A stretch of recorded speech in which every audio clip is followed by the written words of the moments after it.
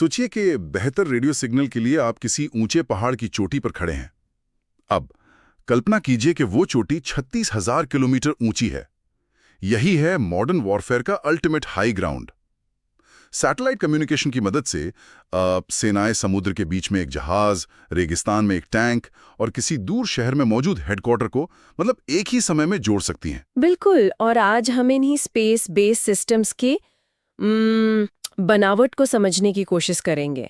हम देखेंगे कि ये अपनी जगह पर कैसे टिके रहते हैं और किसी खास मिशन के लिए वो सही फ्रीक्वेंसी कैसे चुनी जाती है। सही कहा। इस चर्चा के अंत तक हम ये समझ पाएंगे कि कैसे एक सैटेलाइट का पेलोड उसके मिशन को तय करता है और एक सैटेलाइट लिंक का जो बेसिक आर्किटेक्चर है वो कैसा दिखता है। तो सबसे पहले चलिए इसे समझते हैं। एक सैटेलाइट असल में अंतरिक्ष में एक टेलीकम्युनिकेशन स्टेशन ही है ना? ये पृथ्वी पर एक तय किए गए क्षेत्र को अपनी सेवाएं देता है, जिसे हम उसका फुटप्रिंट कहते हैं। हाँ, और ये फुटप्रिंट बहुत महत्वपूर्ण है। जब सैटेलाइट का ट्रांसमिशन इस तय एरिया पर मतलब केंद्रित होता है तो वो सबसे कुशलता से काम करता है। इससे ये सुनिश्चित होता है कि सिग्नल बाहर ना जाए और दूसरे सिस्टम्स के साथ कोई इंटरफेरेंस ना हो। अब यहाँ बात वाकई दिलचस्प हो जाती है। मतलब कोई भी सैटेलाइट अपने आप में मिलिट्री या सिविल नहीं होता। सही कहा। ये उस पर लगा पेलोड है, यानी वो जो उपकरण अपने साथ ले जा रहा है जो उसके कैरेक्टर को निर्धारित करता है। सशस्त्र बलों के लिए इन पेलोड्स का इस्तेमाल मुख्य रूप से 3 कारणों से होता है: खुफिया जानकारी इकट्ठा करना, कम्युनिकेशन रिले के रूप में काम करना, या फिर एक मिलिट्री हथियार के तौर पर। ठीक है, तो अब इस बात को खोलते हैं कि ये सैटेलाइट्स अंतरिक्ष में रहते कहाँ हैं। मोटे तौर पर ये 2 तरह की ऑर्बिट्स में काम करते हैं। जी, पहली है जियो स्टेशनरी यानी जियो ऑर्बिट। ये सैटेलाइट्स पृथ्वी से लगभग 36,000 किलोमीटर की ऊंचाई पर रहते हैं और धरती के संबंध में एक ही जगह पर स्थिर दिखते हैं। 36,000 किलोमीटर। हाँ, और इतनी ऊंचाई पर होने के कारण वे एक बहुत बड़े क्षेत्र को कवर कर सकते हैं।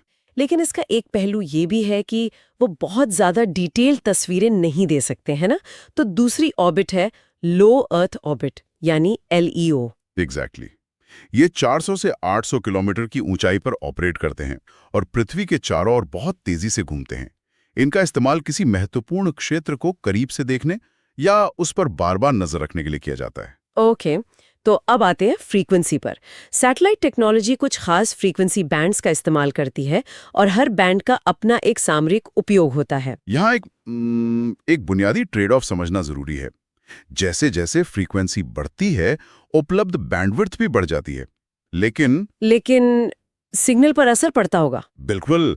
सिग्नल बारिश, बर्फ या ओलों के कारण कमजोर होने लगता है, जिसे हम फेड कहते हैं। मतलब हर मिशन की जरूरत के हिसाब से एक सही फ्रीक्वेंसी बैंड चुनना पड़ता है।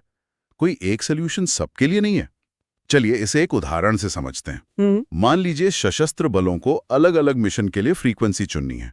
अगर उन्हें समुद्र में ग्लोबल मोबाइल कम्युनिकेशन की जरूरत है तो वो क्या करेंगे? तो वे L बैंड 1-2 गीगाहर्ट्ज का इस्तेमाल करेंगे, जिस पर इनमारसैट और GPS जैसे सिस्टम काम करते हैं। ये बहुत रिलायबल है। अच्छा, और अगर जरूरत एक सुरक्षित हाई प्रायोरिटी मिलिट्री लिंक की है, जैसे कि रडार या डिफेंस ट्रैकिंग के लिए, तब वे X बैंड 8 to 12.5 गीगाहर्ट्ज पर शिफ्ट हो जाएंगे, जो मुख्य रूप से मिलिट्री उपयोग के लिए ही आरक्षित है।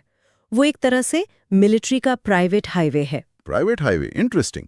और सोचिए एक फाइटर एयरक्राफ्ट पे हाई रेजोल्यूशन टारगेटिंग के लिए, उसके लिए का बैंड 26.5 40 गीगाहर्ट्ज का उपयोग किया जाता है। इसकी हाई फ्रीक्वेंसी मतलब अत्यधिक प्रिसिजन या सटीकता देती है। लेकिन बारिश में दिक्कत होती होगी इसमें। हाँ, रेन फेड का रिस्क सबसे ज्यादा का बैंड में ही है। इसीलिए एक और बैंड है सी बैंड 4 to 8 गीगाहर्ट्ज, जो टीवी नेटवर्क्स में बहुत आम है। इसकी खासियत ये है कि ये ट्रॉपिकल इलाकों के भारी बारिश में होने वाले सिग्नल फेड को का बैंड से बेहतर ढंग से झेल सकता है। तो इस सब का क्या मतलब है? चलिए आज की चर्चा के मुख्य बिंदुओं को जल्दी से दोहराते हैं। सबसे पहले तो ये कि सैटेलाइट का पेलोड ही उसका मिशन तय करता है, चाहे वो खुफिया जानकारी के लिए हो या कम्युनिकेशन के लिए। सही। दूसरा, फुटप्रिंट वो तय एरिया है जहां सैटेलाइट का सिग्नल फोकस होता है ताकि उसकी एफिशिएंसी बढ़ सके। तीसरा, ऑर्बिट्स 2 तरह की होती हैं, ऊंची और स्थिर जियोस्टेशनरी जियो और निचली और गतिशील एलईओ। और अंत में फ्रीक्वेंसी बैंड्स मिशन की जरूरत के हिसाब से चुने जाते हैं।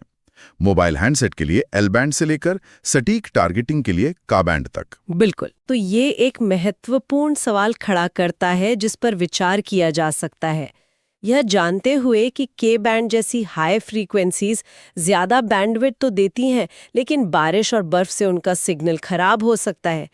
तो क्या कोई सोच सकता है कि सशस्त्र बल किसी ऐसे ट्रॉपिकल इलाके में जहां बहुत ज्यादा बारिश होती है, एक परमानेंट कम्युनिकेशन हब बनाने के लिए कम फ्रीक्वेंसी वाले सी बैंड को प्राथमिकता क्यों दे सकते हैं?